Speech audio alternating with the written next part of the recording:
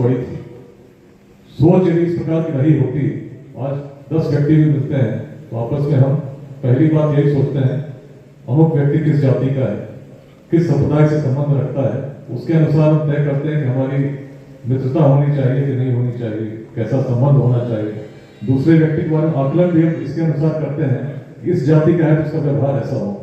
कोई व्यक्ति को नेक काम करता है तो उसके बारे में हम सोचते हैं नेक काम तो कर रहा है, इसमें भी इसकी जाति कहीं ना कहीं उसका कुछ स्वार्थ होगा। निस्वार्थ भाव से प्रयास कीजिए तो बिहार में हम उसको उस दृष्टि से नहीं देखते।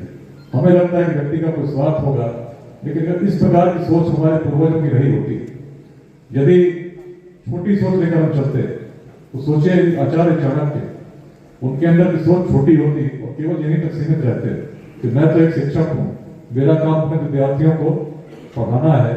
उस समय तक्षशिला में थे जब पश्चिमोत्तर से बड़ा आक्रमण होने वाला था।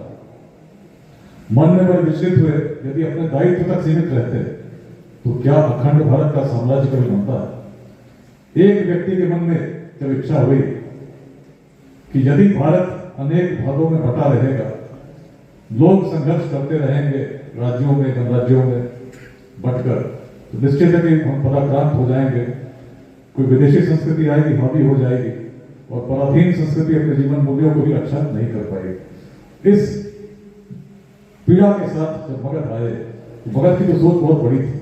मगध उस भूमि का नेतृत्व कर रही थी जिसकी सोच बड़ी इसलिए थी क्योंकि जातियां बिहार में कभी थी, लेकिन मगध ने उस क्रांति को देखा था जिसकी कल्पना पूरे विश्व में नहीं थी। जातियां तब भी थी, लेकिन जिस प्रकार का जातिवाद जिससे आज हम ग्रसित हैं, उस मगध में यदि रहा होता तो मगध में नंद वंश का उदय कभी नहीं होता। सबसे निम्न वर्ग के व्यक्ति शासक बने, यह बिहार की क्रांति थी, सोच की क्रांति थी जिसने सामर्थ्य को पूछना जानते। लेकिन उस महान नंद वंश के वंशज धनानंद में जब उस प्रकार की सोच नहीं रही, उन्हें लगा कि जब पाटलिपुत्र पर मगध पर आक्रमण होगा तो हम देख लेंगे, केवल सैनिकों का प्रतिरोध करने की हमें आवश्यकता नहीं। तो चाणक्य बड़े विचलित हुए और तब जब उन्हें लगा कि ऐसा योग्य व्यक्ति चाहिए तो क्या उन्होंने चंद्रगुप्त की जाति देखी। जब निकले पाटलिपुत्र के उद्यान में, एक युवक जिसने उन्हें सामर्थ्य दिखा, उसको लेकर तक्षशिला की ओर चले और तक्षशिला में यवन सैनिक आए। तक्षशिला नरेश ने संधि कर दी।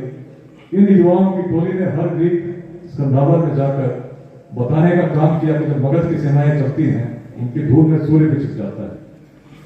पहला आक्रमण निश्चित विजयी हुए तो वेदांत की भूमि, मिथिला के उन जंगलों में, राजसभाओं में चिंतन में हम पाते हैं तो क्या पाते हैं, वैदिक सोच को देखते हैं तो क्या पाते हैं। हम श्रुति को ग्रहण कर रहे हैं, उसको समझने का प्रयास कर रहे हैं, लेकिन जब समझते हैं एक समय आता है तो वेदांत कहते हैं कि वेदों का भी अंत हो गया, इसके बियॉन्ड कुछ नहीं। वो ज्ञान क्या है?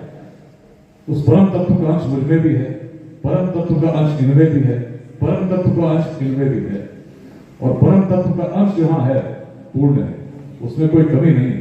और जिन सभी लोगों की उत्कृष्ट शिक्षा, उचित रोजगार हम बिहार में उत्पन्न कर सके, सामाजिक भूमिका इसमें सबसे महत्वपूर्ण है। हर जाति हर संप्रदाय की भूमिका महत्वपूर्ण है। हर विचारधाराओं के मतभेद से ऊपर उठकर बिहार के लिए कार्य करना अत्यंत महत्वपूर्ण है, क्योंकि संख्या किसी के साधारण कार्य से सभी को शिक्षा और रोजगार देना संभव नहीं।